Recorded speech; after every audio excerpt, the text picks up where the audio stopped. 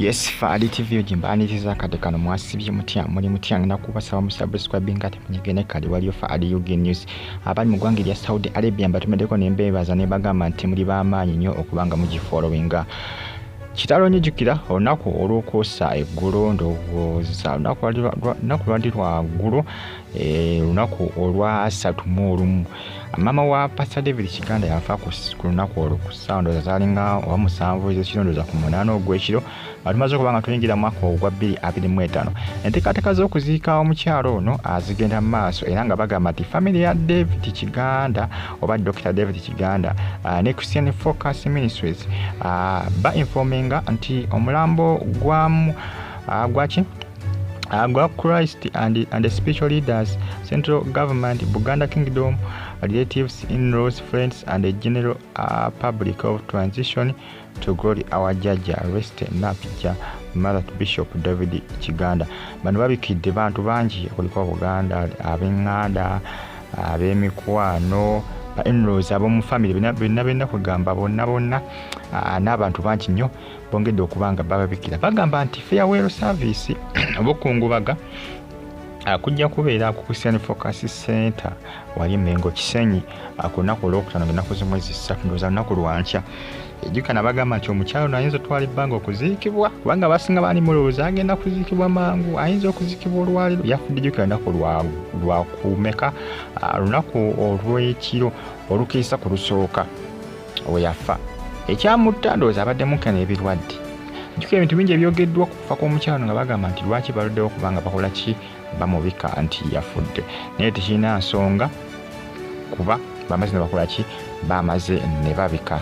Jjukira kwolwo olunaku ne overnight yatambula bulungi nnyo ku luseedi y'okuyingira omwaka ku seedi za wali wa Pastor David Kiganda naye nga enteekateeka zeezo bano bategeeza nti baliyo eni Masaka Villa Maria bagamba nti ng'ennaku z'omwezi 3 bajja kubeera ku Christian Focus Center wali mu Kisenyi ng'ennaku z'omwezi 3 lujja kuba lwakumeka lwakutaano.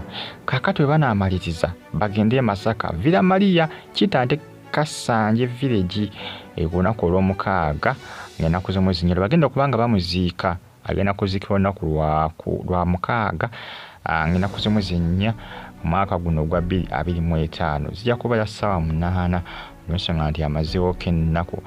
Omanyi bagamba nti ebisinga abasiraamu bwe basinga okuba nga banguya okuziika omuntu.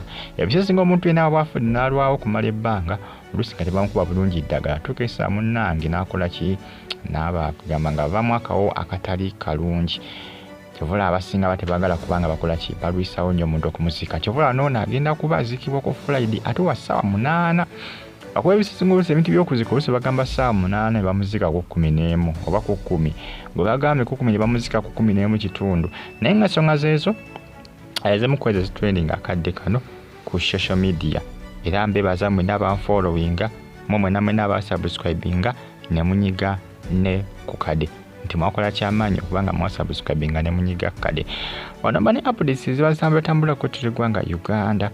Family ya David Kiganda bali Maziiga olw'okubanga yafiiddwako maama we omwaka tagutandise bulungi nno. Ebisesinga osabanga nnyo kati n'otandika bulungi omwaka notagutandika na kufiibwa kubanga baabo omanya tegenda kubanga kutambulira kirya omanya tegenda kubeera mwangu gy'oli. Ebiseera ebisinga bwe gukutandikira obubi bwe gukutandikira nga tegukutandikidde bulungi baaba bannange Mukama amuyambe gumutambulire kiri amaaso eyo ne maama yagutandise bwe.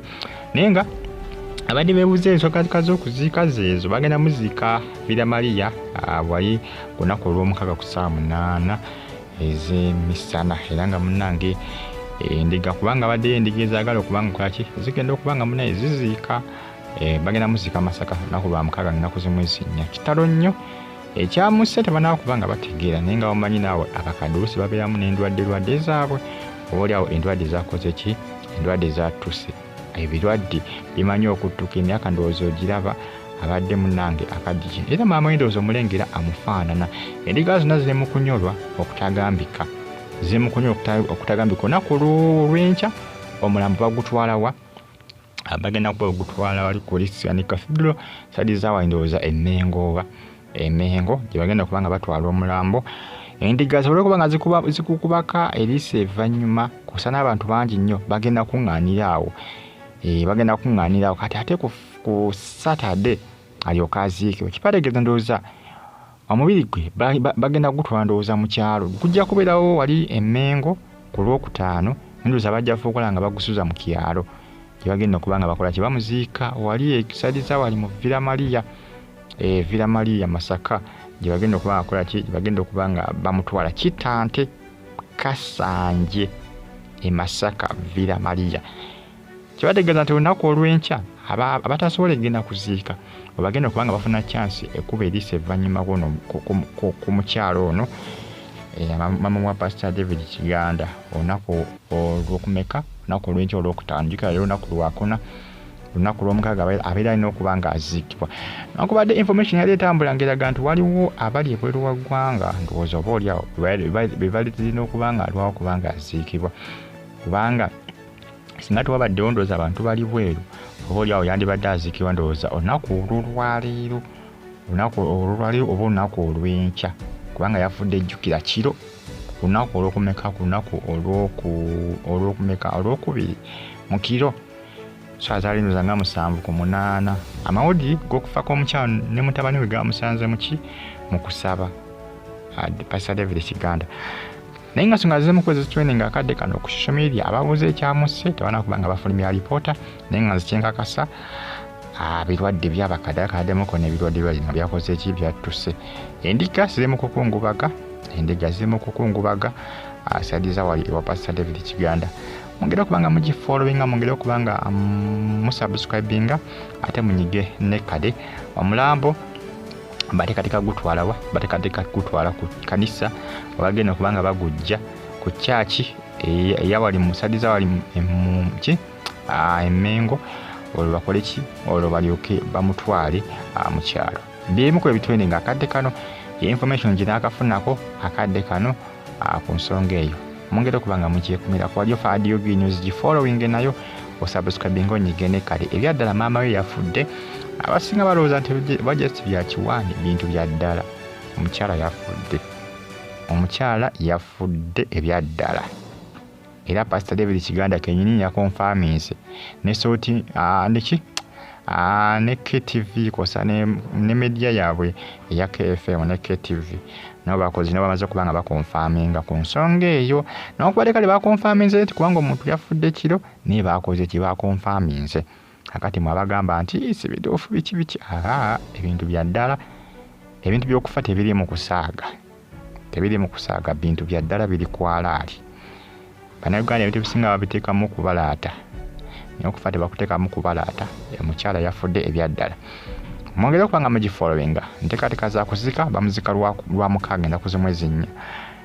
Fadi TV, GB TV, gikosa ne RTV Uganda Now. Mbagala nnyo mwenna mubeere bulungi. Sera ng'ogyekumiddeko ya nga commenting. Mbagala nnyo, mweraba.